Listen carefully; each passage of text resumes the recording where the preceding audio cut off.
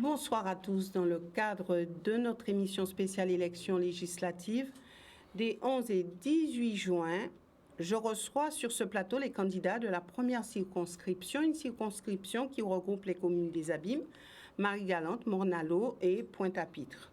Le député sortant est Olivier Servat, qui est d'origine abîmienne. Il appartenait au groupe parlementaire La République En Marche et était membre de la commission des finances. Voilà donc une présentation rapide des candidats qui sont avec nous en plateau. Tout d'abord, Raphaël Cessé, le camp des travailleurs, alors classé en divers extrême gauche. Ensuite, nous avons Henri Angol, divers, gagné pour réussir la Guadeloupe.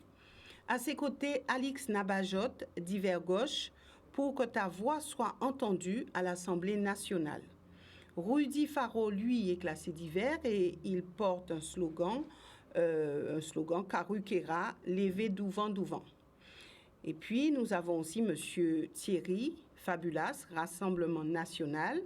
C'est la seule opposition à Emmanuel Macron. À ses côtés, Dominique Biras, divers gauche, loyauté, efficacité au service du pays. Et M. Jacobi Koali, Francillon, divers gauche, vision populaire, reprenons confiance. Voilà, donc il nous manque sur ce plateau le député sortant Olivier Servat. Il va peut-être prendre le train en marche. En tout cas, pour l'instant, il n'est pas arrivé. Voilà donc pour vous présenter nos invités. Je débuterai avec vous, M. Cessé. Le camp des travailleurs veut se faire entendre. Alors, est-ce que l'espace des législatives, c'est vraiment l'espace pour se faire entendre? Alors nous sommes candidats, le camp des travailleurs, pour affirmer que cette société qui est dirigée par une minorité de riches, de gros possédants et de capitalistes, qui sèment la misère et le chaos et maintenant une menace permanente de guerre mondiale sur les peuples, cette société doit être renversée.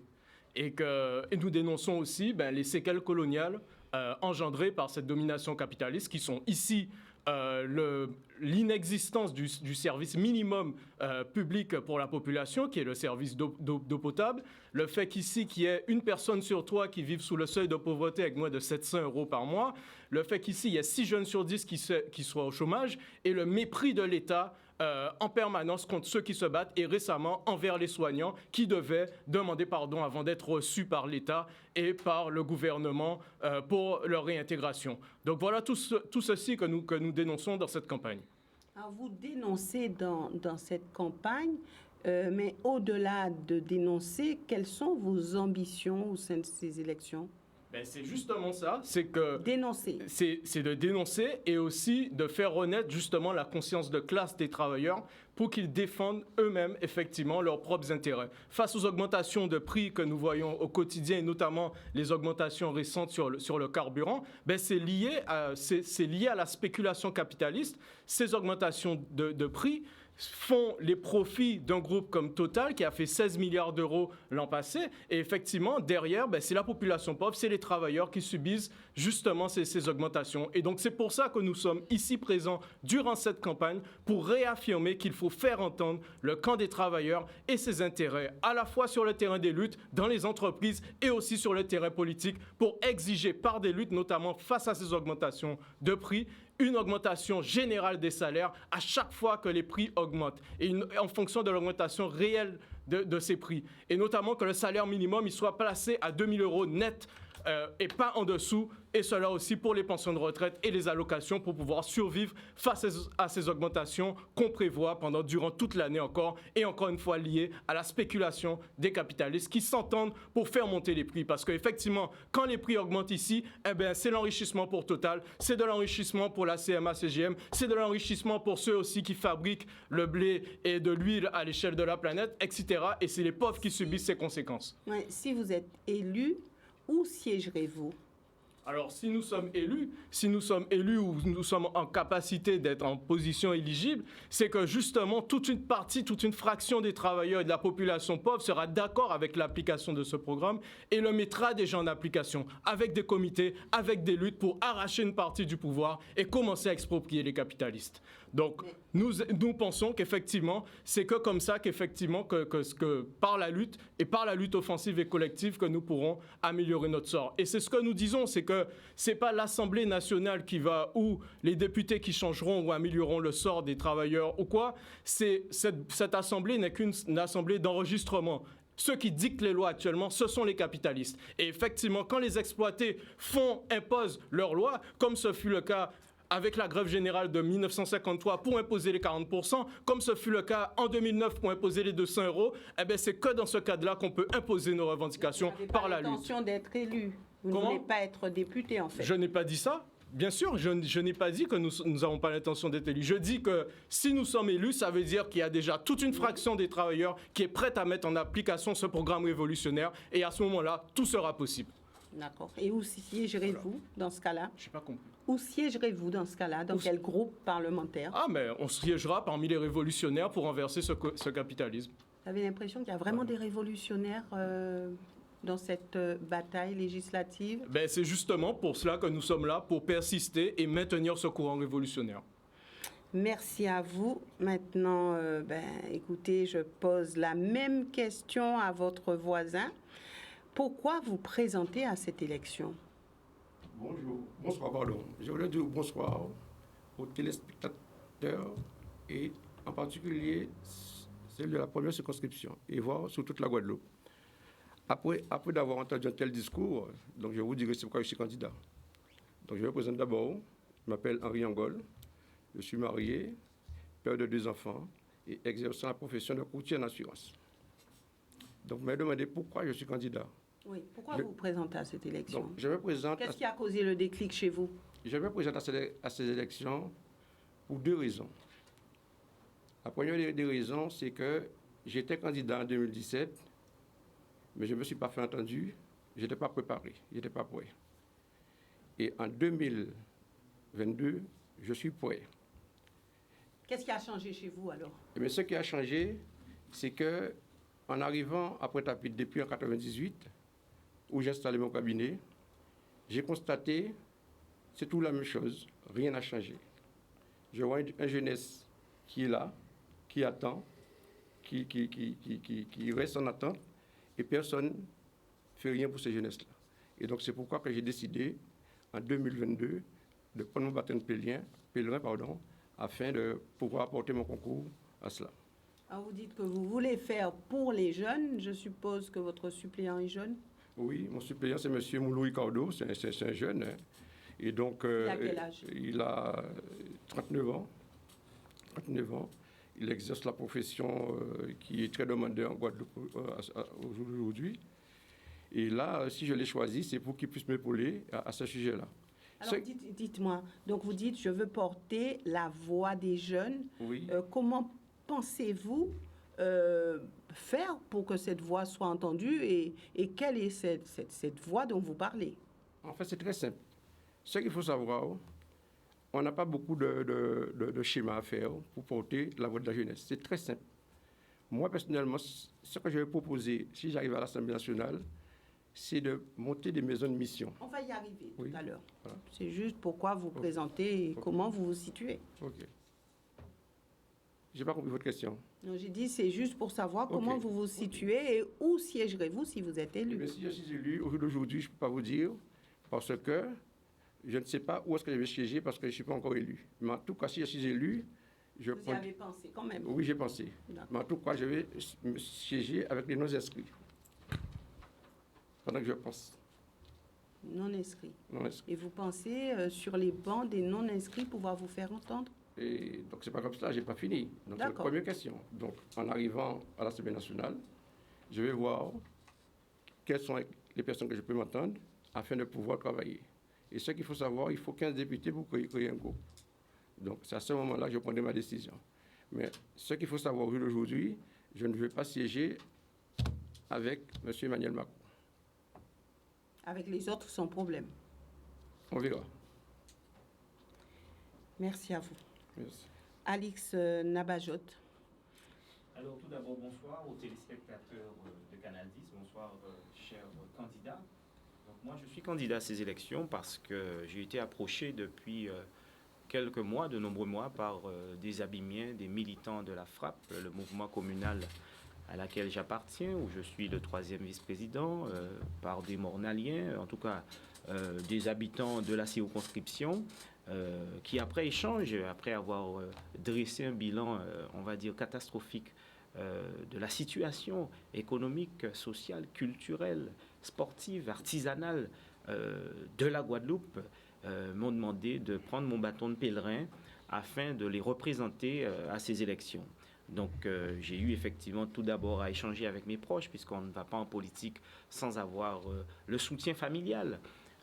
Quelques personnalités du territoire avec qui nous avons échangé, nous avons pris la mesure de la situation, l'enjeu de cette échéance, et donc décision prise. J'ai tout d'abord informé le maire président de la FRAP, président de Cap Excellence, qui est le leader de la majorité, et nous nous sommes rencontrés avec mon collègue ici présent, où nous avons acté un principe, c'est que nous sommes 3 candidats issus de la majorité, et donc celui des 3 qui arriverait en tête, puisqu'on n'a pas pu organiser de primaire en interne, et donc c'est les primaires populaires. Et donc c'est ce terme qui a été employé par le président de la FRAP, et donc aujourd'hui c'est la population souveraine qui va départager les 3 candidats issus de la majorité. Mais pour ma part, moi j'ai une petite idée, c'est que ça fait des années que nous avons des parlementaires qui siégeront à la fois pour certains chez les socialistes, chez les communistes, chez les écologistes, chez les insoumis aujourd'hui, les républicains. Et on se rend compte en fait que ces députés, eh bien, ils ne sont pas audibles parce qu'ils sont enfermés dans des consignes de groupe. Et donc aujourd'hui, il fallait réfléchir différemment. Donc d'où ma proposition à quelques candidats à ces élections, de leur dire qu'il faut que nous allions sur la base d'une plateforme commune. Et donc nous avons 4... Quand vous dites à ces candidats, ce sont ceux qui sont ici et peut-être... L'ensemble des circonscriptions, puisqu'il y a 4 circonscriptions oui. en Guadeloupe. Et donc si déjà nous donnons une image d'unité de ces 4 circonscriptions, avec une extension aux autres pays d'outre-mer, nous avons recensé plus d'une vingtaine de parlementaires issus des outre-mer. Et donc moi, pour répondre à votre question avant que vous me la posiez, si je suis élu, en tout cas je vais me donner les moyens avec ces candidats que j'ai déjà approchés pour que nous puissions créer un groupe de parlementaires des outre-mer. On ne peut plus maintenant aller à l'Assemblée nationale en étant isolé. Il faut que dorénavant, que ce soit la voix des Outre-mer qui puisse être entendue au niveau de l'Assemblée nationale. Et ça passera par des questions qui aujourd'hui sont récurrentes à l'ensemble des départements d'Outre-mer, soit l'eau, soit les déchets, soit le transport, où ensemble, nous pourrons faire cause commune pour ces sujets-là. Alors, Alix Nabajot, j'aimerais quand même poursuivre sur la première partie de vos propos. Vous avez dit que vous êtes en fait sur la même plateforme, Dominique Biras et vous-même. Le maire des Abîmes dit soutenir Dominique Biras. Alors, est-ce que la population abimienne peut bien comprendre que vous êtes de toute façon de la même famille politique et puis, est-ce qu'il n'était pas possible de vous mettre ensemble pour un ticket qui pourrait être gagnant ou peut-être pas? Nous avons dépassé cette étape. Nous ne sommes plus au constat. Il y a un choix qui a été opéré par Éric Jalton, que je respecte. Il a fait le choix de Dominique Biras. C'est son choix personnel. Il a suffisamment exprimé sur les médias. Moi, je n'ai pas envie de revenir sur cette partie-là. Nous sommes tous 2 candidats à ces élections. Qu'est-ce qui vous différencie alors? Eh bien, c'est notre capacité à convaincre. Il va falloir aller convaincre l'ensemble des communes qui sont rattachés à cette circonscription. Et c'est le meilleur des 2 qui s'illustrera pendant cette élection-là, de par son projet, ses convictions, son charisme, sa détermination. Il n'y a pas une frustration chez vous de voir le maire aux côtés de Dominique Biras? Pas du tout. Et le contraire m'aurait surpris, puisque c'est son ami, ils ont grandi ensemble. Ça a été dit. Donc moi, je n'ai pas de problème avec ça. Dès lors qu'il accepte le principe que les 3 candidats de la majorité puissent mener campagne, ça me va.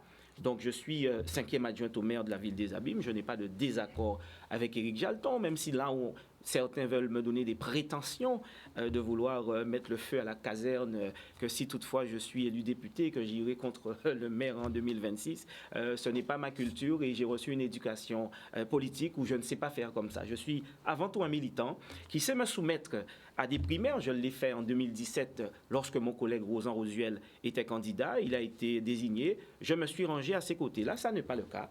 Nous n'avons pas eu de primaire pour nous départager. Donc, c'est les électrices et les électeurs de la première circonscription qui auront l'honneur de départager les 3 candidats issus de la majorité. Merci, Alix Nabajot. Alors maintenant, je vais passer la parole à M. Faro, Rudy Faro, Karukera Douvent. Alors, où vous positionnez-vous exactement, M. Faro? Mesdames et messieurs, bonsoir. Rudy Faro, bien sûr, président de l'Essentristes Nouveau Centre de Guadeloupe, bien sûr candidat aux élections législatives des 11 et 18 juin 2022. Mon objectif est d'amender toutes ces lois qui créent cette situation d'insécurité depuis 1946. Alors, à savoir les lois de la départementalisation, la décentralisation, la loi sur la déconcentration, la loi sur l'intervention sociale. Vous avez aussi la loi... Alors, on va y revenir tout à la l'heure, loi Monsieur Elan, Faro. la loi Letchimi, la loi sur la différenciation qui vient d'être votée le 21 février 2022 et la loi sur le pass sanitaire. Donc, toutes ces lois créent des problématiques d'insécurité sociale, sociétale, économique, psychologique et psychosomatique.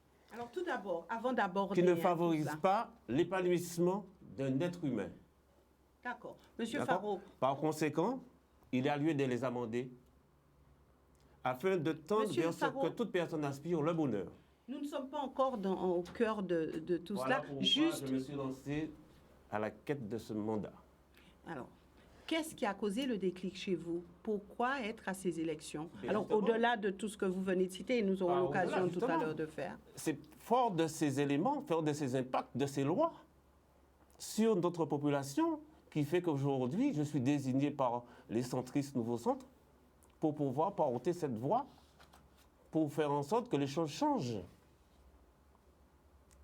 Regardez ce qui se passe par rapport à la loi vaccinale. Vous ne pensez pas qu'il faut à un moment donné faire un relais pour dire qu'est-ce qui se passe? Alors qu'on vient de voter le 21 février 2022 une loi concernant qu'on appelle ça, qui me dit ça, la différenciation. C'est-à-dire que nous sommes différents, les lois doivent s'appliquer différemment en Guadeloupe. Et quelques mois plus tard, on nous impose la loi de la vaccination. Alors, si vous êtes élu, où siégerez-vous? Et bien sûr, chez les centristes, Nouveau Centre. Nous travaillons aussi avec Région et Territoire solidaire. Voilà. Voilà, donc, il n'y a eu que ça. Vous avez listé des éléments et c'est ce qui a créé le déclic chez vous. Non, je vous dis, je suis là pour défendre, Oui. Amender ces lois qui causent problème en Guadeloupe. Je vous ai donné quelques situations. Qu'est-ce qui fera votre force à l'Assemblée nationale? Qu'est-ce qui fera ma force à l'Assemblée nationale? Si vous êtes élu. Je vais m'entourer de personnes déjà qui ont eu cet impact négatif et qui peuvent me faire des remontées. Je vais m'entourer des personnes qui maîtrisent un certain nombre de sujets de la Guadeloupe. Et nous, ce que nous prônons chez les centristes, c'est que les territoires se prennent en charge. Voilà notre force. Notre force, c'est la Guadeloupe. Et c'est pour ça que je dis qu'il faut que le Karukera se lève et se mette en branle. Ici, il n'y a que des candidats qui disent notre force, c'est la Guadeloupe. Nous aimons la Guadeloupe. Nous voulons agir pour elle. Mais tant mieux. Comment se déterminer? Mais tant mieux. S'ils sont d'accord sur ce principe, on va se mettre d'accord pour pouvoir faire avancer la Guadeloupe. Ouais, pourquoi pas? Il n'y aura qu'un député pour la première circonscription. Mais nous allons travailler de concert avec ce député. Maintenant, ce n'est pas nous qui élisons, c'est le peuple qui fait le choix. D'accord. Merci, Monsieur Faro. Alors maintenant, la parole à Monsieur Fabulas. Monsieur Fabulas, vous nous venez de Marie-Galante, c'est bien cela? Oui. Alors vous, c'est le Rassemblement national, la seule opposition à Emmanuel Macron. Selon ce que j'entends, c'est pas vraiment ça. Alors, pourquoi revendiquer la paternité de l'opposition à Emmanuel Macron? Vous dites la seule. Oui, alors pourquoi je dis que c'est vraiment la seule vraie opposition? Parce que vous avez dit la seule, j'ai dit la seule vraie opposition à Emmanuel Macron. Pourquoi? Tout simplement parce que on constate que si le Rassemblement national fait autant de scores en Guadeloupe et même dans les départements français, c'est tout simplement, c'est par rapport à cette souffrance, par rapport à cette déception. Nous l'avons entendu tout à l'heure, un collègue le dire tout à l'heure là sur le plateau, et on sent l'émotion et l'énervement du collègue tellement il a la rage par rapport à la déception du capitalisme et autres. C'est tout simplement ça, et aussi parce que nous voyons que, en fait, cette médiocrité de la politique aux Antilles, à savoir que du jour au lendemain, on peut se permettre de changer de veste tout de suite et se dire après, bon voilà, je fais plus partie d'En Marche ou bien je fais plus partie du GUS, et que la population ne se retrouve plus dans ça, puisque automatiquement, qu'est-ce qu'il faudra faire? La population donne quitus à un politique, je ne parle même pas d'un parlementaire, mais à un politique. Pourquoi? Pour que le politique soit proche de cette population. Et ce n'est pas le cas. Donc, ce qui fait qu'il y a tellement de souffrance, il y a tellement de déception, et que si on continue dans cette déception, eh ben, c'est plus le Rassemblement national va encore récupérer d'autres personnes à travers cela. Pourquoi je dis ça? Je vois depuis 2009. Depuis 2009, on parle de l'eau. On parle de l'eau, on parle de la vie chère, et à aujourd'hui, rien n'a été résolu. J'en parle même pas du scandale de Sargasses. Donc tout ça fait que la population ne se retrouve plus. Et pourquoi avoir choisi d'être dans le parti de Marine Le Pen? Alors, si vous voulez, je prends mes responsabilités lorsque je parle. Je ne suis pas vraiment dans un parti. Mon premier parti, c'est le peuple guadeloupéen. Marine Le Pen, le Rassemblement national, c'est juste une étiquette. Et je prends mes responsabilités lorsque je parle comme ça. Porter cette étiquette. Donc, je porte cette étiquette, mais avant tout, j'écoute la voix de la population de la Guadeloupe et aussi de ses dépendances. Parce que lorsqu'on entend cette souffrance, ils ne parlent pas tout de suite que je suis Marine Le Pen. Ils disent exactement leur quotidien. Ils disent exactement leur souffrance. Leur souffrance, c'est quoi? C'est de joindre les deux bouts. Leur souffrance, c'est quoi? C'est de voir aussi comment après le 31, là maintenant on est le 2, mais prenez le 2, à aujourd'hui, la plupart des Guadeloupéens, ils vivent correctement maintenant. Là, vous savez comment ils vivent? Eh bien, ils n'ont plus d'argent sur leur compte. Donc du coup, c'est ça la vraie souffrance. On voit aussi le quotidien, l'essence qui augmente, tout augmente. Et qu'en mettant au pouvoir la droite, le centre, la gauche, tout ce melting top, eh ben on se rend compte qu'on n'a toujours pas résolu le problème. Et sachez une chose... La France insoumise alors? Mais c'est la même chose. Non, la France insoumise, c'est uniquement calcul politique. Ce n'est pas une vraie opposition. Ce n'est pas une vraie opposition du tout. Donc, il faut arrêter de duper la population. Et que je dis, à ce jour, Marine Le Pen n'a jamais encore mis le chlordécone en Guadeloupe. Marine Le Pen n'a pas encore envoyé les CRS, et que nous n'avons pas encore vu nos députés, nos hommes politiques mettre leur écharpe et être à côté du peuple en disant non, puisque c'est le peuple qui nous a mis là, donc on est à côté du peuple pour défendre le peuple. Mais ce n'est pas ça. Donc il faut qu'on arrête cette malhonnêteté intellectuelle de dire que tout de suite que Marine Le Pen, c'est le diable. Je vais prendre un exemple qui est tout simple. Ce n'est pas parce que j'ai un frère peut-être qui vole et que moi je suis obligé de voler aussi. Non. En jargon, on dit chaque tête, chaque esprit. Donc, à aujourd'hui, moi, avant d'être le Rassemblement national, je suis d'abord le trait d'union avec le peuple, celui qui écoute exactement cette vraie souffrance. Pourquoi je le dis aussi? Puisque l'année dernière, il y avait aussi, je prends le cas de Marie-Galante, parce que je suis un fervent militant depuis 2001 que je milite comme ça avec les associations et que je suis à la voix d'autres personnes. L'année dernière, en avril de l'année dernière, l'usine Grand-Anse a eu une panne.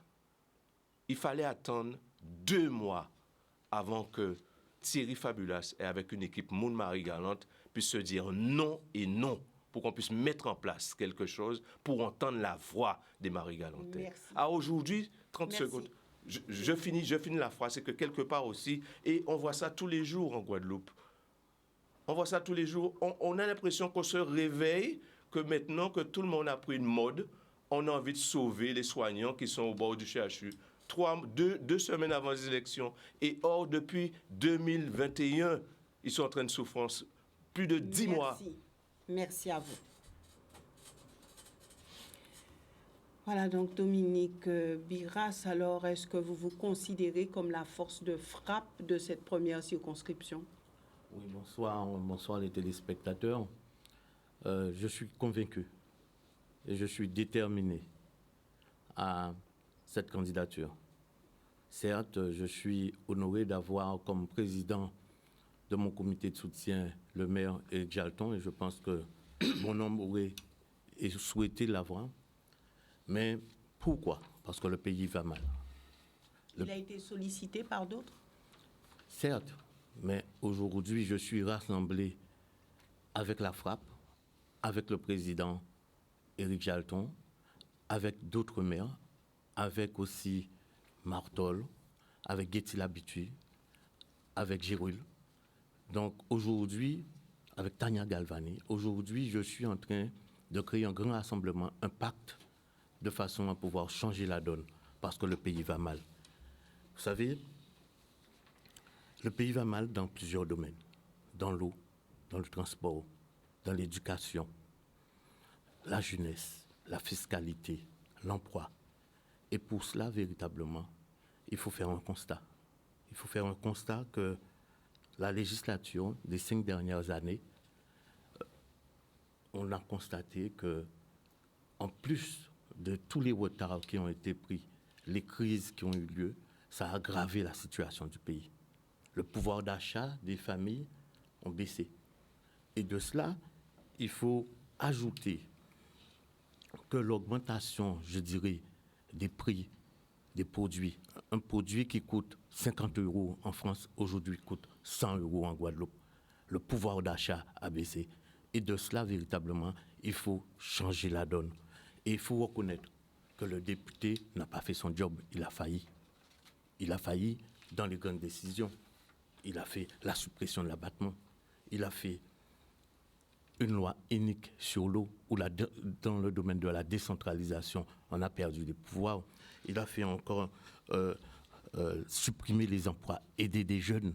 Vous imaginez la souffrance qu'une famille puisse avoir, que ses enfants ne sont pas aidés. Alors, je reviendrai avec vous là-dessus, Dominique Biras. De cela, ce qui est important aussi, il faut voir. Aujourd'hui, nous devons penser à notre dimension de la Guadeloupe. Aujourd'hui, on prend Marie-Galante, quand on a aujourd'hui une mère de famille. On y arrivera. On y arrivera. C'était juste savoir un petit peu comment vous vous positionnez au sein de cette élection et si vous êtes élu, où siégerez-vous? Je siégerai dans un groupe parlementaire composé des ultramarins.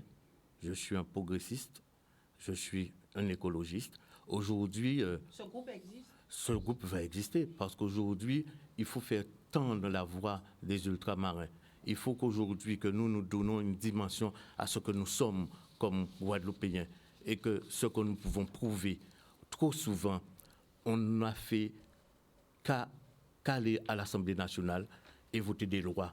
On n'a jamais cherché à proposer des lois qui sont spécifiques à notre pays. Comment vous vous positionnez concernant la France insoumise? Je n'ai aucun problème. Aujourd'hui, ce qu'il faut regarder, c'est que la France, en ce moment, est dans un grand embarras. Il y a une refonte de la politique.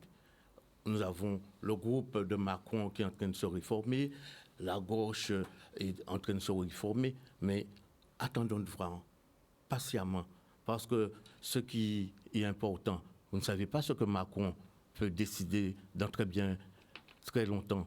Il peut bien réformer la Constitution de façon à ce qu'il puisse faire un 3e mandat.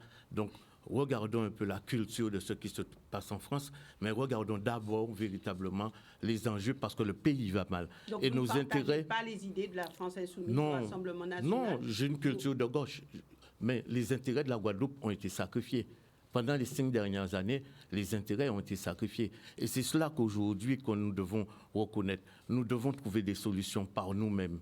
Et aller à l'Assemblée nationale, c'est porter la voix du Guadeloupéen. C'est porter aussi la voix de ceux qui se lèvent tôt. Nous verrons tout à l'heure comment vous pensez porter la voix du Guadeloupéen à l'Assemblée nationale. Jacobi Kouali Francillon, donc vous vous présentez à cette élection. Quelles sont les raisons? Alors, je relève avec satisfaction que la France insoumise est citée comme référence, une sorte de référence dans dans l'interview, dans les questions posées à chacun. La question, je suis là parce que c'est un système qu'il faut réformer. On ne va pas faire uniquement le bilan d'une législature de 5 ans, mais il faut savoir, bien avant, il y avait un parlementaire qui y était. C'était M. Jalton, qui a passé 15 ans là-bas. Donc il est aussi co-responsable de la situation que nous vivons actuellement. M. Serval, le député sortant, que vous avez dit dans la présentation tout à l'heure, était en marche, n'est pas à l'imparfait, est en marche. Donc ça, il faut que l'on soit clair dessus. C'est un bilan. Il a démissionné. Depuis quand? Depuis hier? Depuis avant-hier? Parce qu'il y a une publication qui a été faite, on a constaté jusqu'à présent qu'il n'avait rien fait. En réalité, c'était du bluff. Donc ça, vous le savez. Donc c'est-à-dire qu'il faut qu'on justement on arrête. Ne me dites pas que je sais des choses que vous avancez. Non, madame. Consultez le site de l'Assemblée nationale. Donc les choses sont claires. J'ai consulté, M. Jacobi. D'accord, parfait. Donc, il faut aujourd'hui, justement, donner à la politique ses lettres de noblesse. Trop longtemps, y compris le député d'avant, en tout cas de 2002 à 2017, qui était justement le mentor, qui est le mentor et parrain de la démarche politique de M. Biras. Il a failli, c'était le recordman des faits de la fainéantise parlementaire et des absences à l'Assemblée nationale. Alors sinon, vous êtes mal barré, M. Biras. Donc je dis, à ce niveau, il faut vraiment autre chose. Et le Parlement de l'Union populaire, qui m'a désigné avec 10 groupes d'action sur 12, donc à l'unanimité, le Parlement de l'Union populaire de Guadeloupe, je m'entends, c'est 10 groupes d'action sur 12, donc, à travers un forum. On a analysé les candidatures, tout le monde a été convié et j'ai été désigné pour cela. Vous parlez de cette union entre la France insoumise... Ah non, ça c'est autre chose. Ça ne vaut pas pour la Guadeloupe, ça. C'est-à-dire, vous entendez les gens, c'est-à-dire prendre cette étiquette, etc., mais ça ne vaut pas pour la Guadeloupe. Cet accord n'est pas valable, je le dis, de manière solennelle. Ça a été fait en France, mais ceux qui se revendiquent de cette étiquette, c'est de l'esbrouf, c'est de la supercherie. Alors, Jacobi Coali Francillonne, c'est vrai que le Guadeloupéen demande à comprendre, puisque j'ai reçu sur ce plateau déjà des gens qui font partie d'une union ou qui se revendiquent la France insoumise. Et je pense qu'il faut y voir plus clair, parce qu'aujourd'hui, beaucoup se revendiquent de la France insoumise. Et je crois que cette population va en perdre son latin, parce qu'on ne sait plus qui est de la France insoumise ou qui ne l'est pas. Parce que le peuple a donné un signal très net et très clair, un signal politique au premier tour des élections présidentielles. Donc s'il y a une validation d'un programme, et on parle de validation de vraie opposition politique, à la politique macronienne, ça a été clairement, c'est-à-dire l'adhésion au programme de l'avenir en commun porté par la France insoumise et Jean-Luc Mélenchon, l'Union populaire plus largement. Donc ça a été cela. Au deuxième tour, j'y arrive, au deuxième tour des présidentielles, ça a été une manifestation de rejet, c'est-à-dire par les voix portées sur la candidate RN, additionnée de la grosse majorité des voix de la France insoumise, qui ont signifié de manière très nette le rejet à Macron et à ses amis. Donc ça, vous comprenez, les opportunistes, on les connaît. Vous êtes deux sur cette première circonscription à porter la voix de la France insoumise?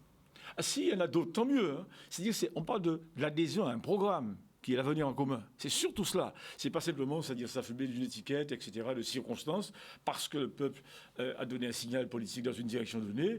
Donc ça fait bien, en tout cas, pour essayer de sauver les meubles, de dire qu'on n'est plus macronien, qu'on n'est plus RN, qu'on n'est plus GUSR, alors que, par exemple, on a sa suppléante qui est la première adjointe de la ville de Mordalo, et on sait que le GUSR a signé un accord très net avec qui est de l'obligé de la République en marche en Guadeloupe. Donc il y a une série d'incohérences qu'il faut clarifier, et justement le peuple en a marre de ce genre de choses. Alors, on sait qu'il y a Mme Montout qui dit « La France insoumise, c'est moi, parce que j'ai l'antériorité, je porte la voix de la France insoumise depuis tantôt. » Je ne veux pas parler d'elle, ce n'est pas ma cible principale. Je ne parlais pas d'elle. Il faut savoir, tant mieux.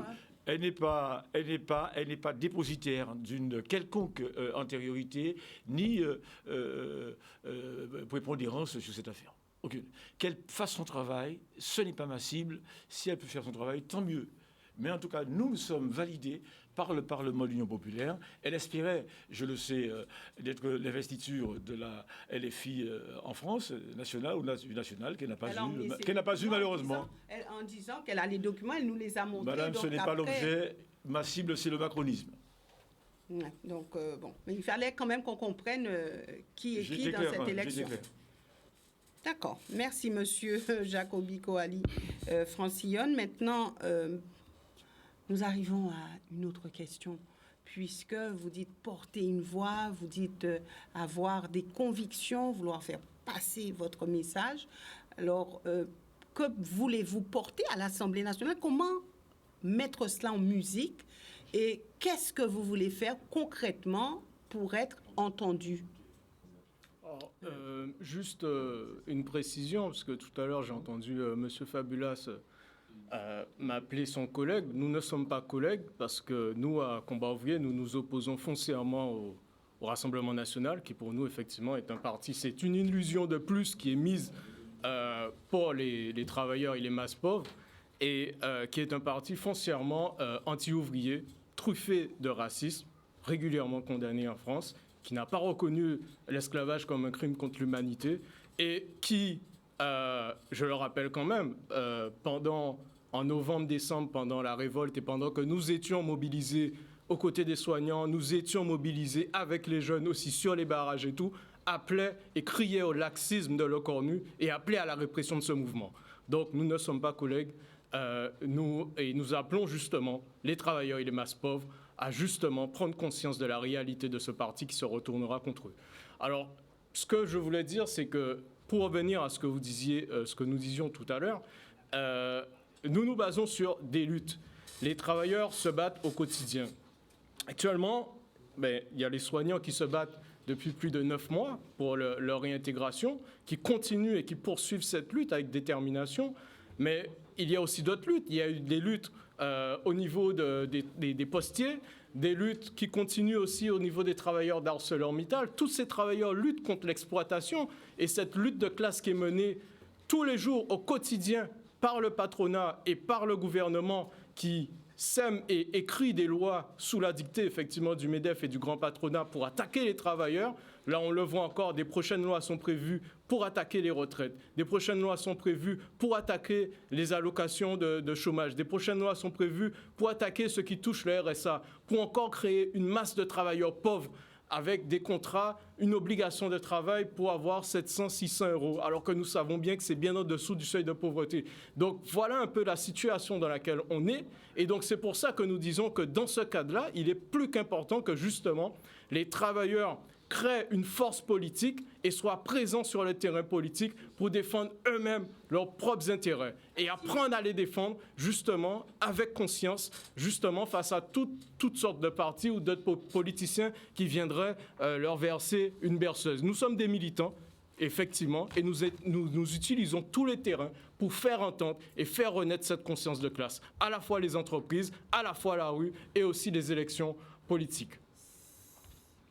Si vous aviez une proposition de loi à faire ou une proposition de loi qui vous tient à cœur, ce serait laquelle? Nous n'avons pas de proposition de loi à faire parce que proposer une loi, c'est rester dans le cadre de la société actuelle, de la société bourgeoise capitaliste qui dit qu'effectivement, on propose des lois au Parlement et après on les fait voter et tout. Nous sommes des révolutionnaires et effectivement, comme je le disais tout à l'heure, si nous sommes élus, ça veut dire que en ce moment, qu'il y aura déjà des travailleurs, des masses pauvres qui sont prêts à mettre en application justement ce programme révolutionnaire et prêts à commencer à arracher aux gros possédants, aux grands patronats aussi, justement une partie du pouvoir et à appliquer ce programme que nous répétons, c'est-à-dire l'augmentation, l'échelle mobile des salaires, l'augmentation générale des salaires en fonction de la hausse des prix réels. Ça veut dire la répartition du travail entre tous sans diminution de salaire et le contrôle des comptes des entreprises par les travailleurs. Parce qu'effectivement, c'est inadmissible que... renverser le système. Exactement. Nous sommes révolutionnaires et nous pensons qu'il faut renverser cette société. Il n'y a pas d'amélioration possible pour le sort des travailleurs dans le cadre de la société actuelle. Parce qu'effectivement, ce sont les capitalistes qui dérivent de tout.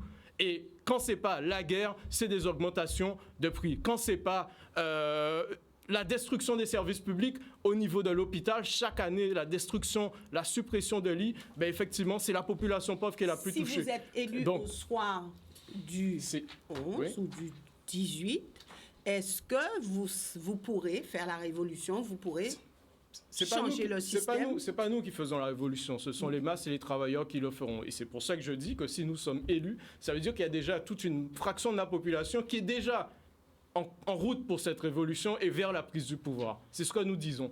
Et quand nous voyons la situation se détériorer de plus en plus pour les travailleurs, on voit avec l'augmentation des prix, mais les menaces permanentes de licenciement.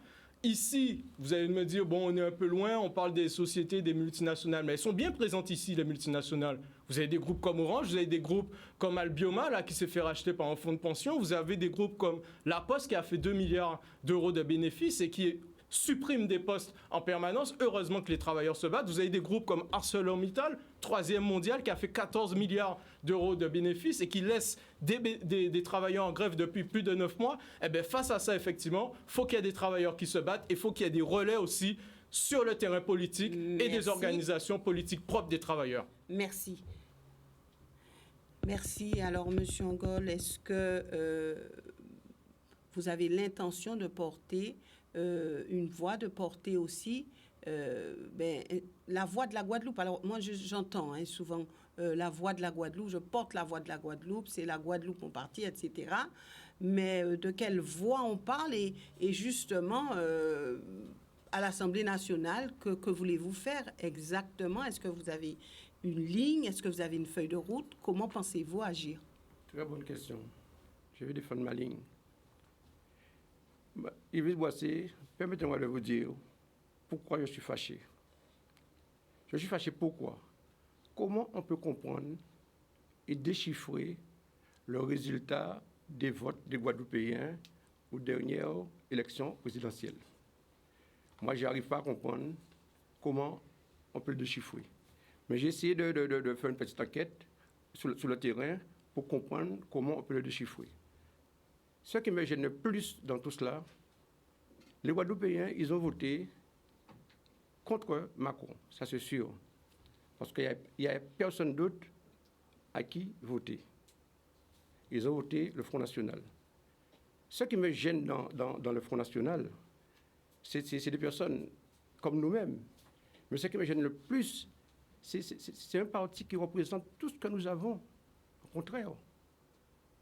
Et donc, c'est pourquoi quand je suis fâché, et je dis que on a élu un président en France. Ici, on a voté contre Emmanuel Macron, mais Emmanuel Macron a été réélu en France proprement dit. Moi, ce que je dis aujourd'hui, en ce qui me concerne, j'ai jamais eu de mandat politique. En ce qui me concerne, j'ai jamais eu de mandat politique. Et je vois encore d'autres personnes qui ont des mandats actuellement en Guadeloupe, qui ont encore des mandats en Guadeloupe. Je nomme pas de nom, la population va reconnaître. Ils demandent encore un nouveau mandat. Moi, je me demande pourquoi faire.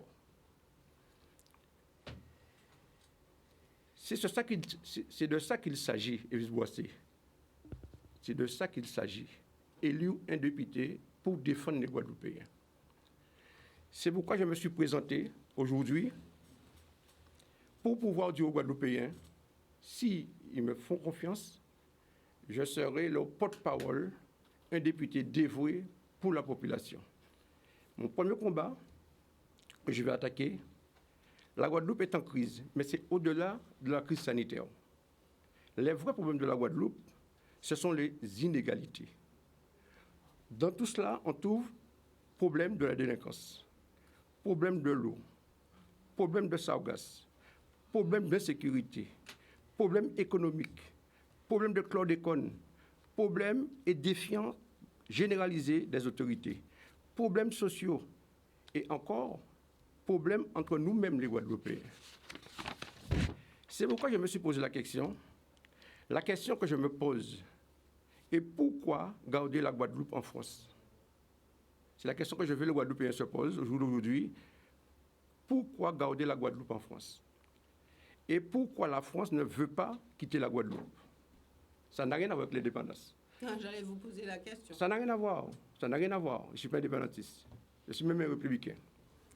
Mais j'ai cherché la réponse. J'ai trouvé. La réponse, c'est que les Outre-mer françaises, c'est quoi? C'est un ensemble de 12 territoires qui mesurent 560 km², soit autant que tous les territoires de France proprement dite. Et ces Outre-mer françaises est une composante essentielle de la présence française dans le monde. Vous ne vous rendez pas compte? Grâce à nous, la présence française dans le monde est immense. Ces territoires présentent un intérêt scientifique, vous ne vous rendez pas compte, militaire et stratégique pour la France proprement dite. Et nous, on fait partie de la France. Donc ma question est pourquoi nous sommes en arrière comme cela? Donc c'est pourquoi je répète, je n'ai jamais eu de mandat. D'autres demandent de mandat, j'ai rien contre. Mais si moi, personnellement, les Guadeloupéens me donnent ce mandat-là, c'est pour pouvoir faire que la France proprement dite et la Guadeloupe, que nous sommes français, nous sommes sur les mêmes piédestals. Voilà pourquoi je suis candidat. D'accord. C'est un combat que vous mènerez avec d'autres, j'espère. Bien sûr. Si vous êtes élu. Bien sûr. Merci, Monsieur Angol. Alors maintenant, Alix Nabajot, comment pensez-vous faire si vous êtes élu? Quelle sera votre posture à l'Assemblée nationale? Est-ce que pour vous, un député, c'est quelqu'un qui a des propositions à faire? Est-ce que pour vous, un député, c'est quelqu'un qui fait beaucoup de lobbying? Est-ce qu'un député, c'est quelqu'un qui doit avoir des alliés? Comment concevez-vous la chose? Écoutez, un député, c'est précisément celui qui doit, avant de partir à l'Assemblée nationale, s'imprégner des problématiques du territoire. On ne peut pas aujourd'hui considérer que le député, il va à l'Assemblée nationale voter des lois que lui-même, il décide dans son petit coin de proposer. Il y a des réalités. On a tendance à parler de spécificité, de réalité. Ça ne doit pas être un slogan.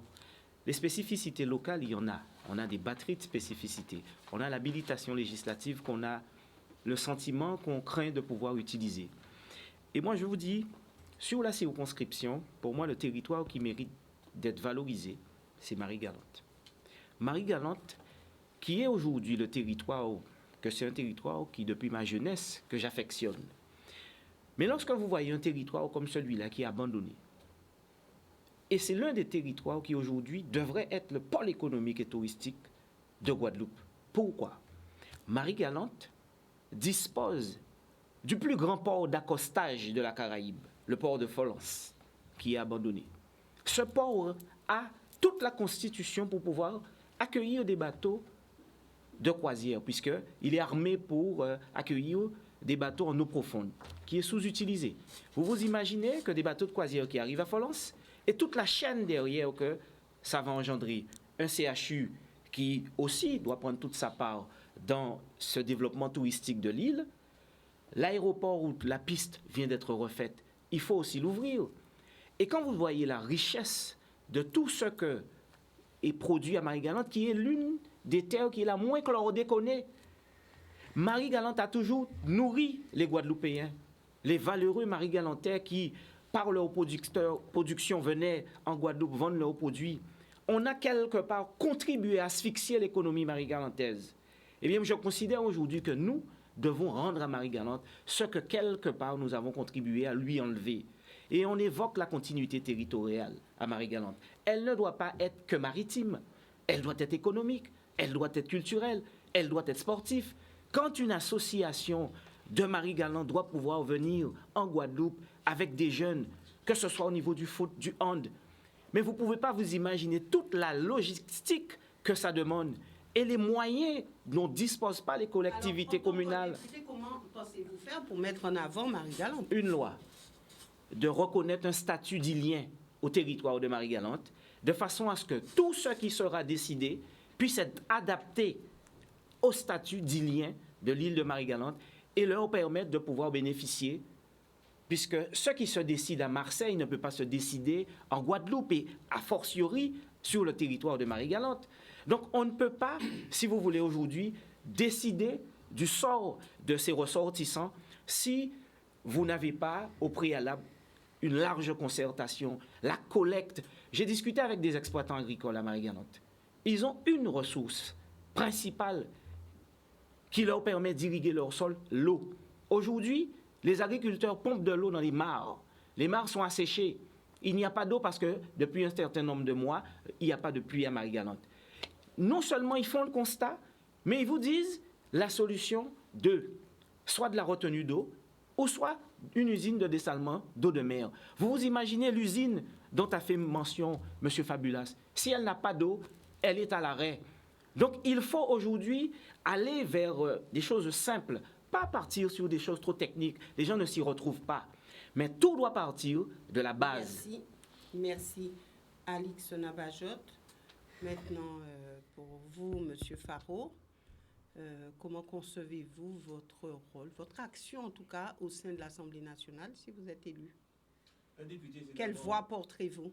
Un député, c'est d'abord quelqu'un normalement qui agit dans l'intérêt général et qui est là pour sauvegarder cet intérêt général. Donc moi, ce que je souhaite, c'est déjà sauvegarder l'intérêt général des Guadeloupéens. C'est-à-dire apporter ma pierre à l'édifice, mais apporter la voix des Guadeloupéens, la vision des Guadeloupéens par rapport à une loi qui pourrait être proposée. Mais revenons. Comment? Laquelle? Ben, regardez déjà, je vous ai dit, il faut amender. Vous avez dit une loi qui pourrait être proposée. Oui. Bon, ça peut être, par exemple, on a la loi qui a été proposée sur la différenciation, qui stipule que normalement, on devrait considérer le Guadeloupe différemment que l'Hexagone. Et pourtant, on a vu, il y a d'autres lois qui sont sorties, notamment la loi concernant la vaccination. Et bien, cette loi-là fait le contraire de ce que la loi de différenciation avait prévu. Donc, on ne tient pas compte des situations des personnes en Guadeloupe. Donc, c'est une chose qu'il faut amender. Il y a aussi la loi, déjà, la première loi qu'il faut regarder, c'est la loi concernant la départementalisation, cher Aimé Césaire, qui voulait que les départements d'outre-mer, soit Guadeloupe, Martinique et Guyane, soient considérés, soit participent au même niveau que les départements de France. Ce n'est pas le cas. D'accord? Nous avons la décentralisation qu'ils ont proposée par la suite. Donc la votre déconcentration. but, c'est d'amender les lois. Toutes les lois qui créent des situations d'insécurité et qui nous impactent en Guadeloupe, il faut les amender. Et pour cela, il faut que les Guadeloupéens nous disent ce qu'il en est de cette Pourquoi ne pas proposer d'autres lois? Mais parce que nous sommes dans une situation difficile. Pourquoi vous voulez encore ajouter des couches et des couches alors que ces lois-là nous pressent? Il faut d'abord les amender pour pouvoir avancer. Voici une situation qui perdure depuis longtemps et qu'on laisse comme ça, c'est-à-dire que personne n'a rien fait depuis 1946 pour que les Guadeloupéens se sentent mieux. Eh bien, on se sent à l'aise dedans. Mais moi, non. Les Guadeloupéens ne se sentent pas dedans. Personne n'a rien fait. Mais non, pour l'instant, est-ce que vous... Depuis quelle année vous dites? Depuis 1946. La loi, est-ce que nous sommes au même pied d'égalité que les départements français? La loi concernant la déconcentration, est-ce que nous sommes toujours au même pied d'égalité que les Français? D'accord? La loi concernant la loi du 2 janvier 2002 qui dit qu'on doit prendre en compte des situations des personnes fragiles, notamment la MDPH, déjà attendre 2 mois, 3 mois pour avoir une réponse et encore. Est-ce que nous sommes au même pied d'égalité? Non. Donc il a lieu déjà d'amender ces lois, et peut-être avec le consortium d'autres personnes, aussi des Guadeloupéens, les Sénats, les bicaparoles, trouver des solutions, apporter des lois. Seul. Comment? Est-ce que vous pourrez agir seul? J'ai jamais dit que j'agis seul. Je prends acte. Quels seront vos alliés? Mais mes alliés, c'est déjà la population, les bicaparoles. Mais elle n'ira pas non, mais justement, on va les rencontrer. On propose ce que nous proposons. C'est que les Guadeloupéens se réunissent pour discuter, échanger sur leur situation, les impacts de ces lois, pour qu'on puisse savoir exactement ce qu'il en est de leur vie. Regardez, il y a une nouvelle loi récente arrêtée qu'on a eue dernièrement concernant l'allocation retour à l'emploi. On a diminué ce que les personnes, lorsqu'ils avaient perdu leur emploi, ils pouvaient avoir. Eh bien, personne n'en dit rien. Il faut qu'on subir. Mais maintenant, il faut que ces personnes-là se lèvent et nous disent ce qu'il y a lieu dans leur vie, parce qu'il y a des choses à changer. Vous avez déjà listé toutes les lois qu'il faut amender selon vous. Tout à fait, oui. Et vous dites il faudrait interroger les Guadeloupéens. Sur l'impact de ces lois sur leur vie, parce qu'on ne peut pas savoir. Je sais l'impact que ça fait sur ma vie, je sais l'impact que ça fait sur mon entourage immédiat, mais sur la vie des autres personnes. C'est pour ça que vous avez listé toutes ces lois. Tout à fait. Il faut que les Guadeloupéens se mettent en branle pour pouvoir faire en sorte que ces lois-là ne nuisent plus aux Guadeloupéens. Alors, arrivé à l'Assemblée nationale, comment pensez-vous faire? Je fais partie d'un groupe, les centristes. Je vous dis, nous travaillons ensemble, nous sommes peut-être des territoires éloignés, mais nous travaillons de concert, nous faisons un pot commun pour pouvoir défendre nos lois. Donc, sur la masse des députés, est-ce que vous pourrez aller jusqu'au bout? Les centristes sont, normalement, ils ont des questeurs, ils ont des temps de parole, et nous travaillons avec les questeurs et les personnes qui composent notre groupe. Monsieur Morin, c'est le président de l'Essentrisme Nouveau Centre. Donc nous travaillons, il y a un groupe, le groupe qu'il a créé, c'est Normandie Conquérante. Donc il y en a d'autres groupes. Nous avons aussi Région et Territoire Solidaire. C'est avec la Corse et d'autres personnes qui travaillent avec nous. Nous avons des personnes qui pourront défendre nos idées, qui sont d'accord de tout à fait. Merci à vous. Alors maintenant, Monsieur Fabulas. Oui. Si vous êtes élu, comment pensez-vous agir et sur quoi pourrez-vous agir, justement? Tout d'abord, je vais dire sur quoi je pourrais agir, mais ça me fait plaisir de voir que M. Nabajot, en fait, connaît un peu Marie-Galante et que, à un moment donné, j'ai cru qu'il était mon suppléant.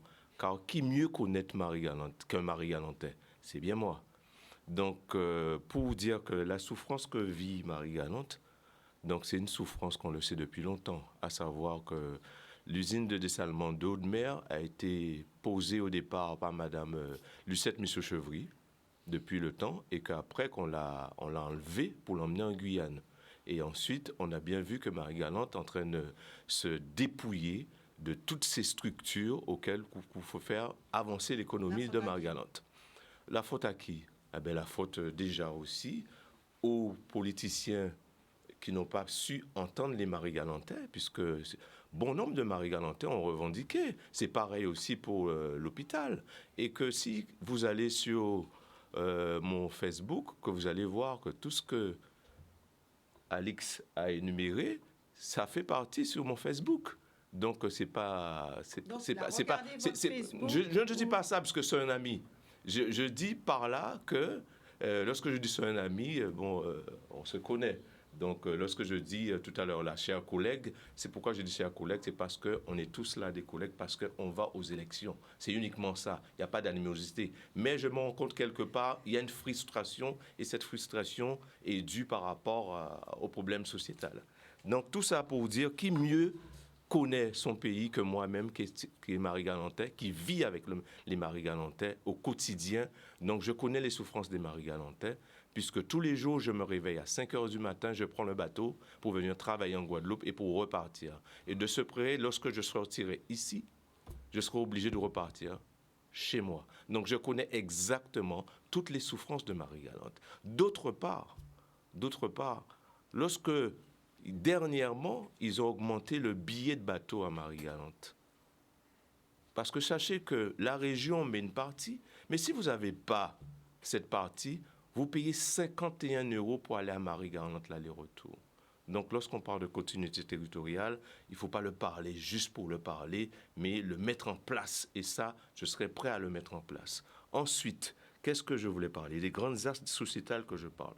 Je dis aussi que ce n'est pas à cause de Marine Le Pen qu'il y a l'insécurité en Guadeloupe. Ce n'est pas Marine Le Pen qui a créé l'insécurité. Chaque jour, on l'entend sur les médias que tous les matins, on se fait agresser, il y a un meurtre, il y a tout le temps. Donc ça, je ferai en sorte que je puisse amender cette loi afin qu'il soit plus strict. Ensuite, qu'est-ce que je vais faire aussi? Il y a encore d'autres points. L'égalité des chances. En fait, le dernier point... Non, l'égalité des chances, c'est pas Marine Le Pen qui a fait que si aujourd'hui, dans l'égalité des chances, on n'a pas cette visuelle à la télé, au petit écran et au grand écran concernant les acteurs. C'est pas Marine Le Pen qui a fait que voilà. C'est pas Marine Le Pen aux grandes écoles qui a des quotas. C'est pas Marine Le Pen. Il faut qu'on arrête d'être hypocrite. Parce que moi, lorsque je serai député, je ferai en sorte pour que soit en amendement ou mettre créer de nouvelles lois, afin surtout cette loi qui me tient à cœur, à savoir que lorsque on est au grand écran, qu'il y ait au moins une loi presque aux États-Unis, à savoir qu'on puisse voir cette mixité qui représente la France. Et que dans cette mixité, on ne l'a pas. Il faut qu'il y ait au moins 50% de femmes. Il faut imposer des choses. Il faut qu'il y ait aussi... Je veux parler d'un truc qui fait fort. Juste une dernière question, Madame Cossa. C'est la question par rapport... Il faut aussi parler des LGBT. Donc, ce n'est pas Marine Le Pen qui fait cette hypocrisie. Très peu de temps pour conclure. Voilà ce que je veux conclure, mais je dis, moi, par là, il faut qu'on arrête cette hypocrisie. Merci. Merci à vous. Dominique Biras. Moi, ce qui est important, c'est que je suis un homme expérimenté des choses publiques, de la chose publique. J'ai su très rapidement mettre en place Carulis, mettre un système de transport fiable. J'étais président du GARD. C'est moi qui ai fondé le GARD, qui a permis de créer véritablement le versement de transport, chose depuis 1946 existe en France et qui n'a jamais vu le jour. Et c'est pourquoi moi je tiens à ce qu'il y ait une délégation de services publics qui soit placée pour Marie-Galante, car Marie-Galante aussi. Marie-Galante, de façon à ce qu'il y ait un Carulis Marie-Galante. Moi je parle avec foi, parce que j'ai réalisé des politiques publiques. Il faut savoir que je suis président du CIVAD. À mon arrivée, le CIVAD, pour pouvoir transporter les déchets, c'était plus de 800 000 €. J'ai pu tout simplement faire cette facture descendre à moitié. Voilà les choses publiques que j'ai réalisées. Et c'est fort de cela. Carulis Marie-Galante. Carulis, c'est pour une délégation de services publics pour le service transport terrestre sur la continuité territoriale.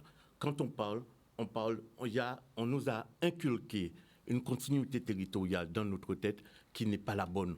La continuité territoriale, c'est entre la France et la Guadeloupe. La Guadeloupe, c'est un archipel. Et c'est pourquoi moi, j'emploie le mot circuler. Comment voulez-vous comprendre qu'un Marie-Galantais, quand il prend 10 € pour pouvoir prendre le bus, ensuite il prend les 29 € pour pouvoir prendre le bateau, ensuite il a 10 € en Guadeloupe, il va à l'hôpital, il reste à l'hôpital, ça lui fait un coût pratiquement de 150 €. Il n'est pas au même niveau que le Guadeloupéen d'aujourd'hui. Aujourd'hui, il y a aussi cette différenciation qu'on se fait. On est Guadeloupéen. Comment pouvons-nous payer un billet 50 €, 51 €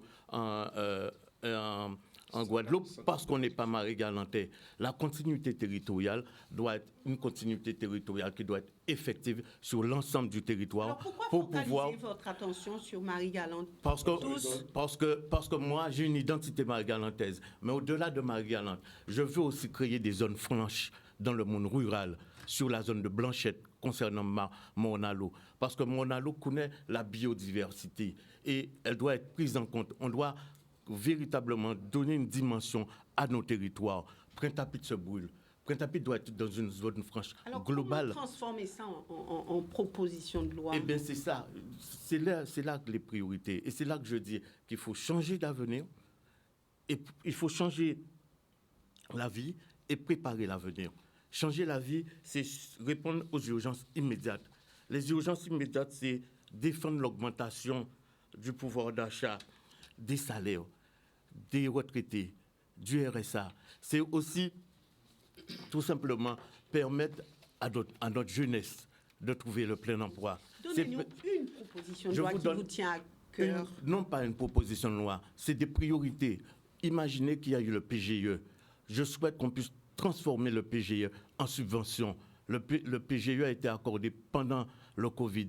Il y a des petites entreprises qui ne peuvent pas payer le PGE. C'est que l'État puisse le transformer en subvention. Il y a aussi véritablement qu'on puisse créer tout simplement un code de marché pour un accès préférentiel aux entreprises locales et aussi une caisse de défaisance pour les entreprises qui sont extrêmement en difficulté. On doit préparer l'avenir. On doit préparer l'avenir pour défendre un plan de rattrapage en 4 ans sur les grands investissements. On doit faire un plan de jeunesse. On doit parler du chlordécone qui est cher à Durimel.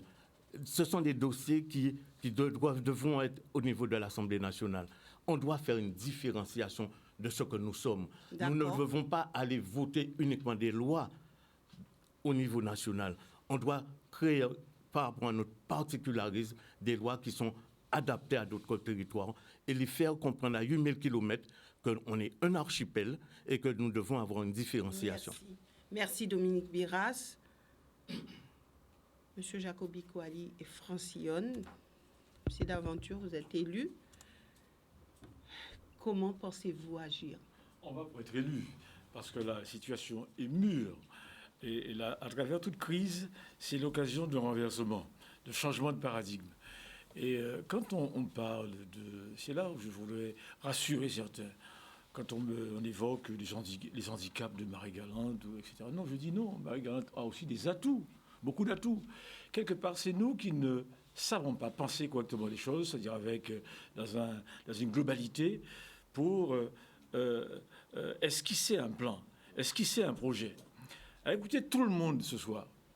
C'est-à-dire que rien ne va. Il faut changer, il faut amender, il faut amender des lois. C'est-à-dire des lois qui sont déjà votées, on ne les amende pas. On les abroge carrément. On amende lorsqu'on examine des propositions de loi ou des projets de loi. Donc, écoutez, nos amis, nos concurrents, nos compétiteurs, je dirais quelque part, il faut imaginer autre chose, un autre cadre juridique pour la Guadeloupe. Et non pas penser, c'est-à-dire que l'on puisse faire des colmatages ici et là, ou pleurer ou pleurnicher, c'est-à-dire auprès d'un groupe, de son groupe parlementaire ou du Premier ministre, et j'en passe. Non. Ça fait depuis 1946 qu'on entend ça. C'est bon, on a vu le résultat, zéro, rien du tout. En ce qui concerne, par exemple, Marie-Galante, ce qui est valable pour Marie-Galante est valable aussi pour la Guadeloupe. C'est la pression fiscale, c'est l'inadaptation du schéma fiscal qui est infligé aux gens, aux possédants. Marie-Galante, par exemple, vu la disparition de l'économie sucrière, en tout cas les difficultés de l'industrie sucrière, donc les gens ont des difficultés à tenir leurs biens, à les assumer, et sont obligés de vendre. Donc il faut aujourd'hui imaginer un autre cadre fiscal, imaginer un autre cadre politique. Et c'est en cela que l'ensemble de la classe politique, et c'est pour cela d'ailleurs que dès 2017, j'avais fait la proposition d'une conférence permanente des parlementaires, y compris les 4 députés qui allaient être élus en 2017, et les 3 sénateurs quelques mois après. Malheureusement, rien n'a été.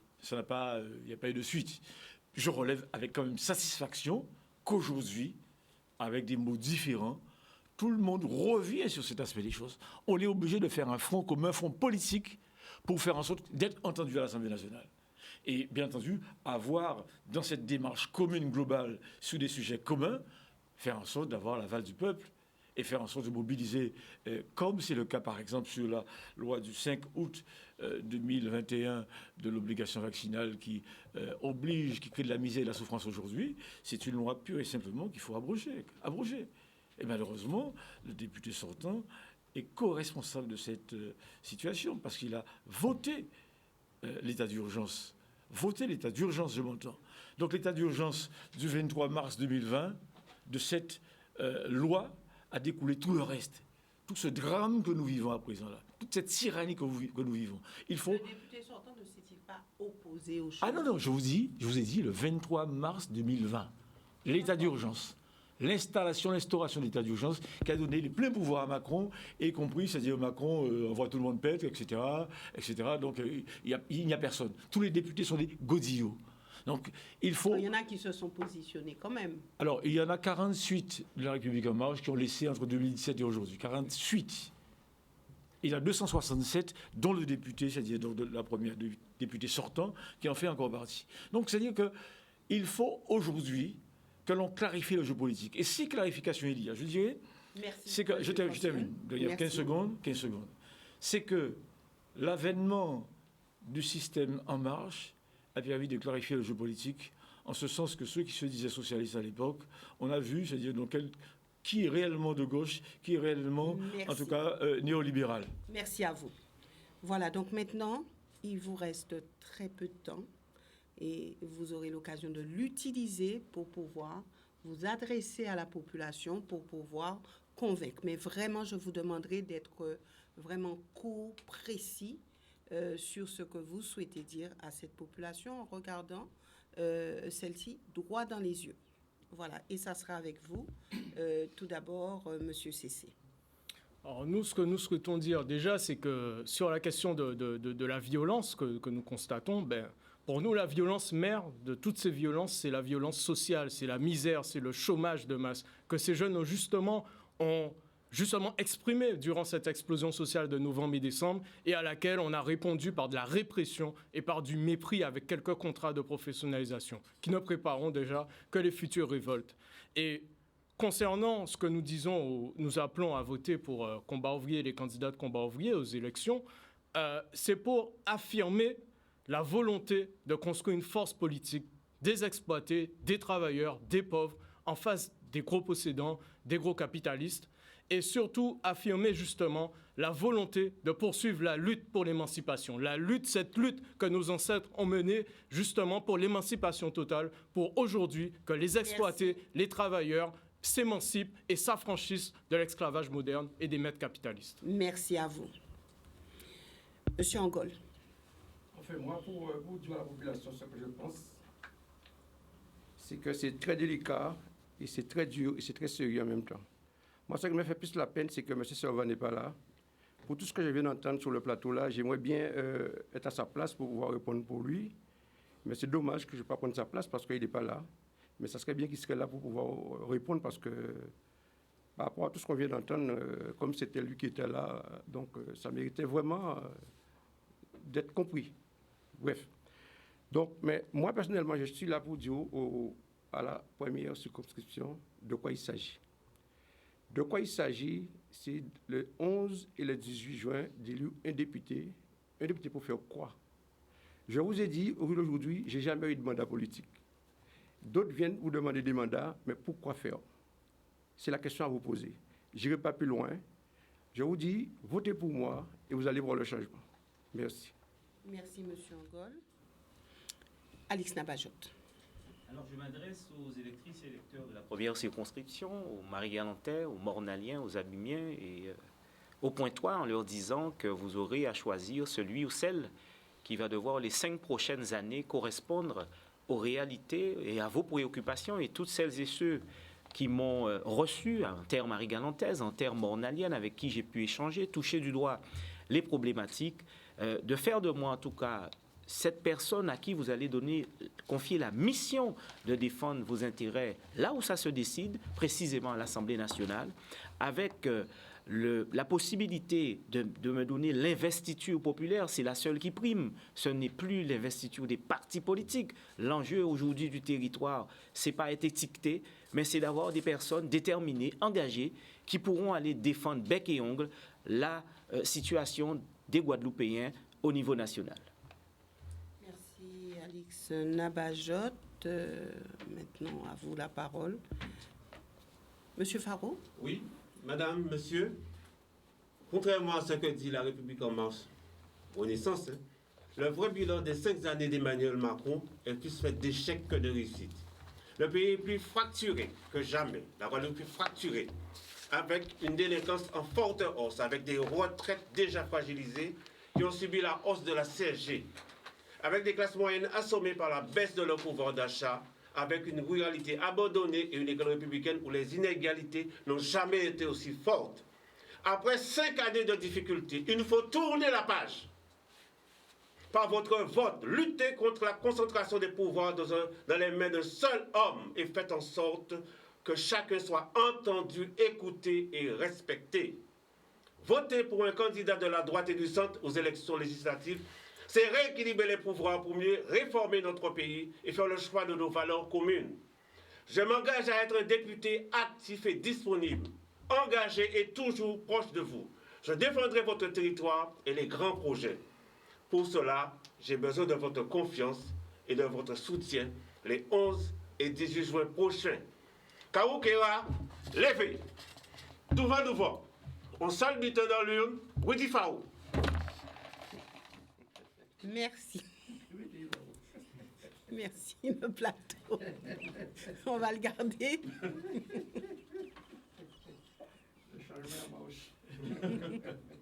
Merci. Monsieur Fabulas. Alors, Marie Galantais, l'enfant du pays, voilà, l'enfant du pays est là. L'enfant du pays nous connaît de souffrance, nous connaît qu'il y a souffrance à peuple là. D'abord, comme on dit toujours, charité bien ordonnée commence par soi. Mais non seulement Marie Galantais voté pour moi, mais j'entends aussi la souffrance des Pointois.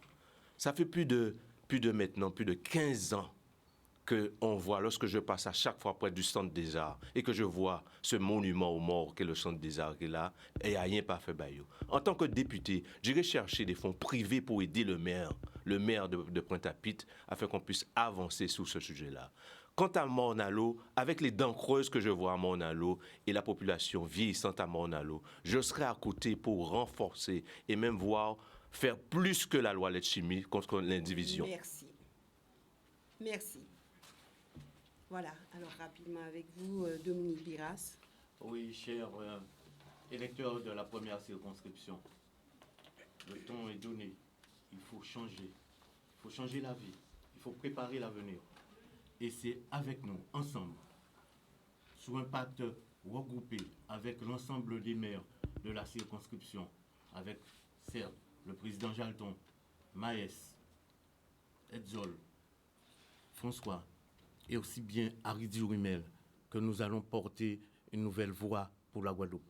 Et dont un des éléments essentiels, principaux, est le pouvoir d'achat, car nous avons cette famille et ces familles qui sont en souffrance dans notre pays. L'intérêt pour nous, c'est de préserver notre identité, notre culture et la dimension de ce que nous sommes et d'où nous sortons. Donc, chers électeurs, le 11 et le 18 juin, faites le choix, Biras Dominique et Liliane Passé-Coutret. Je vous remercie. Merci à vous. Monsieur Jacobi Coali-Francillon. Je demande aux électeurs de rester dans la continuité du vote des 9 et 10 avril pour avoir porté leur suffrage très nettement et très clairement sur le programme de l'avenir en commun porté par Jean-Luc Mélenchon. Donc il faut rester dans cette logique parce que c'est le 3e tour pour un Jean-Luc Mélenchon Premier ministre. C'est la seule façon que nous aurons, c'est-à-dire pour contraindre et mettre un terme à cette politique macronienne, néolibérale et voire criminelle, je dirais. Pour cela, je leur demande de rester dans ce droit fil, de confirmer ce vote pour permettre qu'à l'Assemblée nationale qu'on ait cette majorité. Et une chose, je demanderai même à toutes les personnes, au maire des Abîmes par exemple, qui s'est prononcé pour Mélenchon, le fasse pour nous, c'est-à-dire donc ça serait cohérent. Merci, M. Jacobi Coali-Francillon. Vous aurez à cœur de continuer sur le terrain à convaincre cette population. Nous nous retrouverons dimanche de la semaine prochaine pour la grosse soirée électorale. Et puis, j'espère que la population de la première circonscription pourra faire son choix. Excellente soirée à tous.